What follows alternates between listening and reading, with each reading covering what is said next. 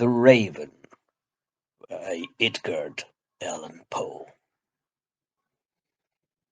Once upon a time, a midnight dreary, while I pondered weak and weary over many a quaint and curious volume of forgotten lore, while I not nearly napping, suddenly there came a tapping, as of someone gently rapping at my chamber door. "'Tis some visitor," I muttered, "tapping at my chamber door. Only this, and nothing more."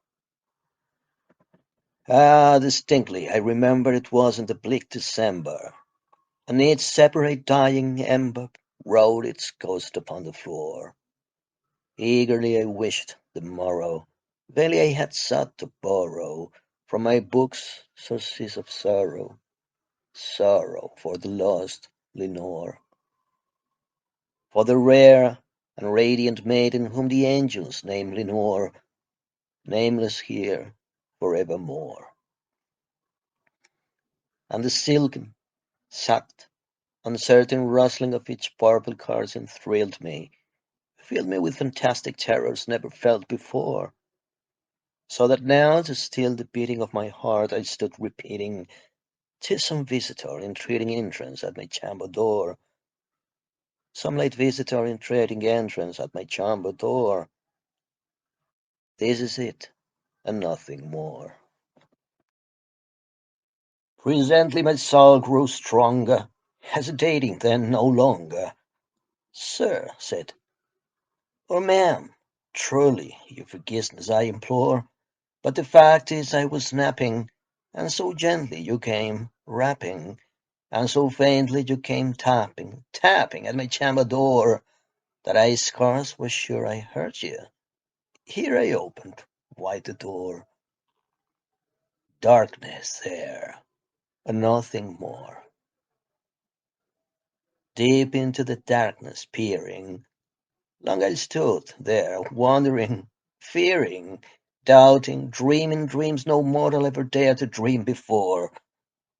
But the silence was unbroken, and the stillness gave no token, and the only word there spoken was the whispered word, "Leonore, Leonore." This I whispered, and an echo murmured back the word, "Leonore." Merely this and nothing more. Back into the chamber turning, all my soul within me burning, soon again I heard a tapping somewhat louder than before. "Surely," said I, "surely that is something at my window lattice. Let me see, then, what there it is, and this mystery explore. Let my heart be still a moment, and this mystery explore. 'Tis the wind, and nothing more." Open here I flung the shutter, when with many a flirt and flutter in there stepped a stately raven of the saintly days of yore. Not the least obeisance made he, not a minute stopped or stayed he, but with mien of lord of lady he perched above my chamber door, perched upon a bust of Pallas just above my chamber door, perched and sat, and nothing more. Then this ebony bird beguiled my sad fancy into smiling, by the grave and stern decorum of the countenance it wore. "Though thy crest be shorn and shaving, thou," I said, art sure, no craven, ghastly grim and ancient raven wandering from the nightleaf's shore. "Tell me what thy lordly name is on the night's Plutonian shore," quoth the raven, "nevermore."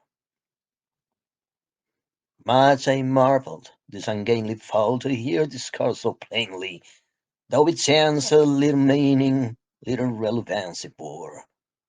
For we cannot help agreeing that no living human being ever yet was blessed with seeing bird above his chamber door, bird or beast upon the sculptured bust above his chamber door, with such name. as nevermore. But the raven, sitting lonely on the placid bost, spoke only that one word, as if his soul in that one word he did outpour.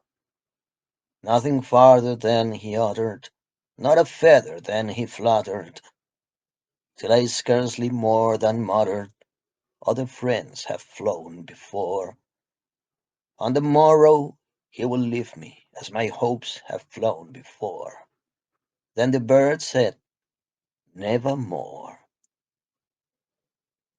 Startled at the stillness broken by replies so aptly spoken, doubtless, said I, what it utters is its only stock and store. Code from some unhappy master whom unmerciful disaster followed fast, and followed faster, till his songs one burden bore, till the dirge of his hope that melancholy burden bore of never, nevermore. But the raven still beguiling all my fancy into smiling, straight I willed a cushion seat in front of bird, and bust on door.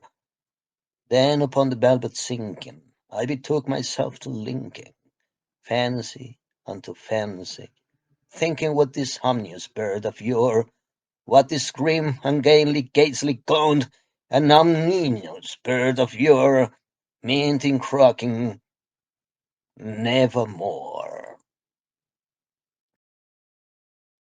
This I sat engaged in guessing, but no syllable expressing, to the fowl whose fiery eyes now burned into my bosom's core. This and more I sat divining, with my head at ease reclining on the cushion's velvet lining that the lamplight glowed o'er, but whose velvet violet lining with the lamplight gloating o'er, she shall praise nevermore. Then, methought the air grew denser, perfumed from an unseen censer, swung by seraphim whose footfalls tingled on the tufted floor. Wretched, I cried, thy God hath lent thee, by these angels he hath sent thee, respite, respite unpenned from the memories of Leonore. Quaff, oh, quaff this kind penned, and forget this lost Leonore, quoth the raven, nevermore. Prophet, said I, thing of evil, prophet still if bird or devil, whether tempted sand or whether tempest tossed thee here ashore. Desolate yet all undaunt, on this desert land enchanted, on this home by horror haunted, tell me truly, I implore, is there balm in Gilead? Tell me, I implore. Quoth the raven, nevermore.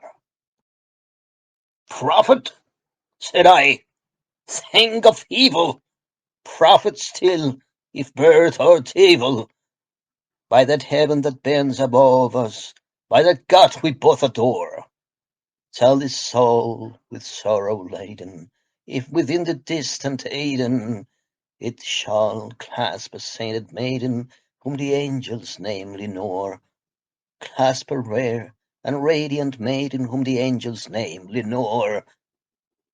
Quoth the raven, nevermore. Be that word our sign of parting, bird of field, I shrieked, upstarting. Get thee back into the tempest at the night's Plutonian shore. Leave no black plume as a token of that lie thy soul hath spoken. Leave my loneliness unbroken. Quit the bust above my door. Take thy beak from out my heart, and take thy form from off my door. Quoth the raven, nevermore. And the raven, never flitting, still is sitting, on the pallid bust of Pallas just above my chamber door. On his eyes have all the seeming of a demon's that is dreaming, and the lamp light o'er him streaming draws his shadow on the floor.